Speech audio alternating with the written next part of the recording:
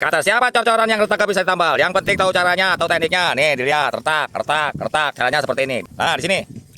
Dikit-dikit aja. Set, tambah lagi nih. Set, ratain, ratain, ratain. Terus, terus. Nggak ada yang nggak bisa. Yang penting tahu caranya, Tur, ya. SNI tidak pernah menyarankan gosok pakai air semen. Yang diwajibkan itu adalah curing. Retak rambut seperti di video, umumnya retak rambut susut plastis dan susut awal dipicu oleh yang pertama, curing terlambat atau beton sempat kering, air menguap cepat, hidrasi terganggu. Yang kedua, cuaca panas dan angin. Penguapan lebih cepat dari proses ikat beton. Yang ketiga, permukaan ditarik air semen. Air semen digosok saat beton masih muda, bukan solusi SNI. Yang keempat, WC rasio tinggi atau kebanyakan air.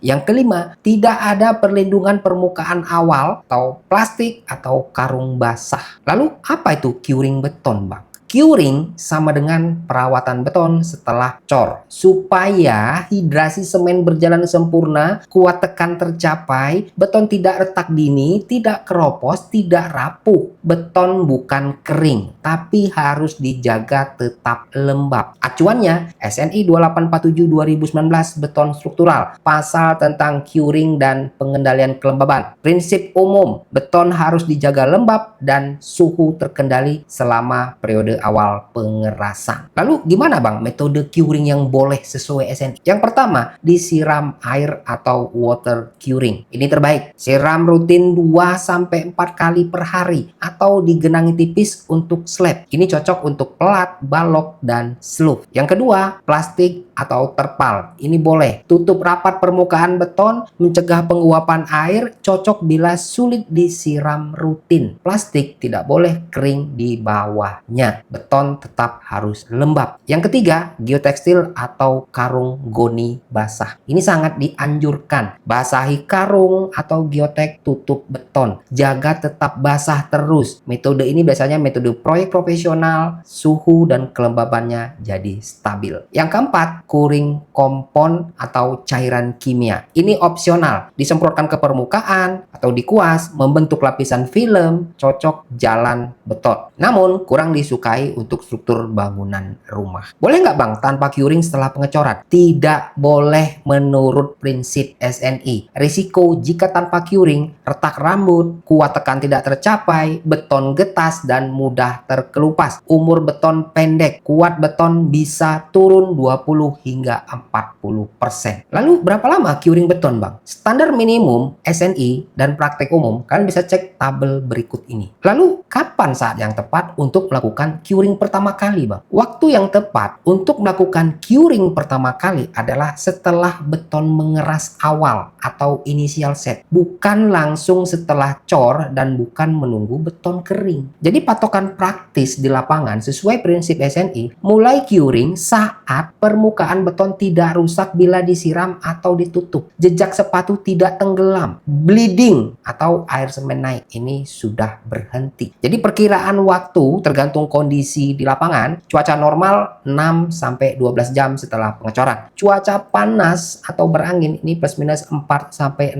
jam. Cuaca dingin atau lembab ini plus minus 12 hingga 24 jam. So, soal digosok plus air semen itu bukan solusi SNI. Itu hanya menutup retak secara visual. Lapisan atas jadi lemah, mudah terkelupas. Retak bisa muncul lagi di bawahnya. Jadi, solusi yang benar menurut SNI, curing tepat waktu plus minus 6-12 jam setelah dicor tergantung kondisi cuaca di lapangan. Jaga lembab terus lebih dari 7 hari. Tutup plastik atau karung basah sejak awal. Jangan biarkan beton kering dulu baru diobati. Untuk detail step by step curing beton, silahkan download SOP curing beton, linknya ada di bio. Oke?